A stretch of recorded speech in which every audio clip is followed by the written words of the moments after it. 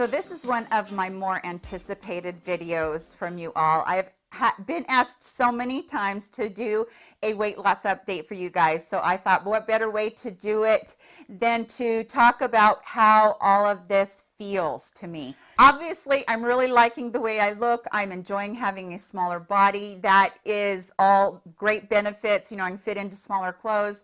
All of those kinds of things are about looks, but I really want to express to you the way I feel in losing 115 pounds. So if you're new to my channel, I want to just give you a little bit of my background.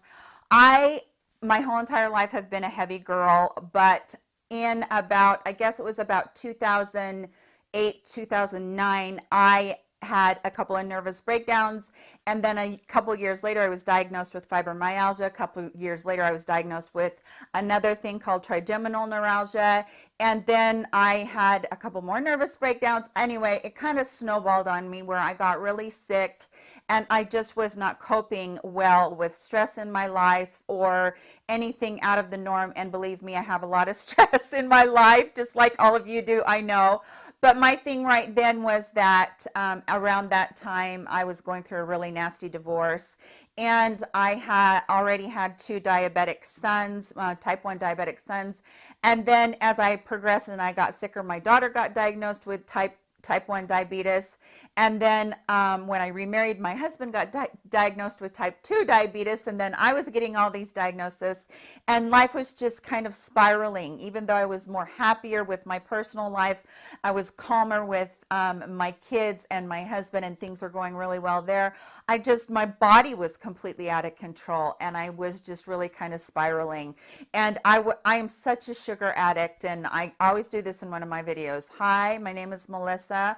I'm a sugar addict. I've been clean for anyway, I just really am a super sugar addict, and I would sit down at night to soothe myself, and I'd eat a box of raspberry-filled donuts and a humongous thing of Mike and Ike's or Good and Plenty's and a couple more candy bars, and that's what I would eat all evening long until I was sick almost every night. And I had tried diet after diet. I tried keto, Atkins, I tried intermittent fasting, Weight Watchers, I tried Nutrisystems in there somewhere.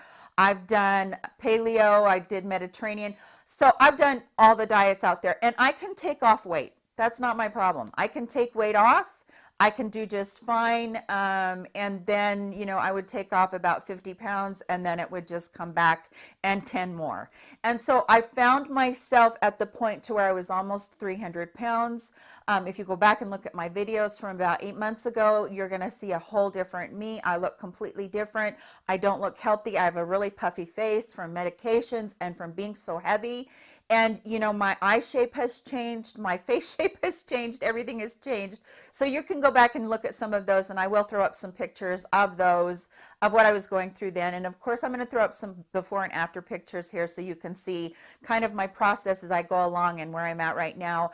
But I want to express to you the biggest thing that has happened to me is my pain. I was in so much constant pain from the sugar going into my body. And sugar is a super inflammation food, and it will immediately go into your body. And yes, it makes you feel good for that minute, but what it's going to do is it's going to cause all your muscles and your joints and your tissue to just feel achy, because it is basically it's kind of basically a drug you're putting into your body that your body doesn't know what to do with. So you're shooting off insulin this whole time and that's how people end up getting type 2. I was really close to that. Is, you know, the pancreas can't keep up with all the sugar intake. And so, you know, all of those things were just kind of this big, huge ball of unhealthiness that I was putting myself into. I was bedridden pretty much. Every time I'd get up and walk, I couldn't walk. It hurt so bad. I cried every single day with depression, not just from the actual issues I had, but also from just not feeling well, thinking that I had no hope and that kind of thing. So a lot of you know already that I finally made the decision in my life at 51. When I turned 51, I decided I was going to do weight loss surgery, and that's what I did. I had gastric bypass, and I know everybody says that's the easy way out. It didn't turn out that way for me, you guys. It has not been the easy way out. Yes, I've dropped a lot of weight in a short amount of time, but 7 days post-op, I did have a complication where I had an obstruction in my bowel and I had to go back in and be operated on again. That is a very common complication of weight loss surgery, and any sort of abdominal surgery, that is a very common complication because they're rooting around in there and things, you know, can just get messed up with your bowels. And so that happens quite often, and no one that I dealt with on my second surgery. In my first surgery, I went to Mexico. That's another thing that if you guys haven't heard of, you're going to be going, oh my goodness, if you've joined me and you don't know all of this. So I decided to go to Mexico as my last resort because my insurance would not pay for it. The surgery was outlandish in the States. It's between 20 to 30,000 depending on where you go. And in Mexico, it's a very fraction of that cost. And you don't have to jump through all of the hoops that you do in the States. You do have a pretty rigorous screening. And I will link the place that I went and had mine done at there. It's called medical tourism. It happens all over the world, not just Mexico. People go to Europe all the time. People go to Mexico all the time to clinics down there that have specialty care for cancer patients that they won't allow in the US. So this is happening all the time. It's not something that just happens for bariatric patients. They're doing plastic surgeries. If you get your dental work done down there, it's a fraction of the cost. I know I sound like I'm trying to justify this, but that's not really what I'm doing. I'm just kind of, you know, letting you guys know it is going on all over the place. And being down in Mexico is not the reason that I developed a complication, because there are thousands of surgeries done all the time down there, probably every day, and nobody gets a complication. So mine just happened to be the special case, which I always know that I am. Anyway, so dropping 115 pounds, I dropped 30 of that before I went into surgery, the month before I went into surgery, because they want your liver to be shrunk. When your liver's fatty, it lays on top of the stomach, and they're dealing with the stomach, so they don't want to have to deal with your liver that much. So they want you to shrink your liver as much as you possibly can before you go in, and then they have an easier time of it. Yes, you do have to follow a special diet, and then you do have to be on a liquid diet a few days before, and then you have to be on a liquid diet for quite a long time after.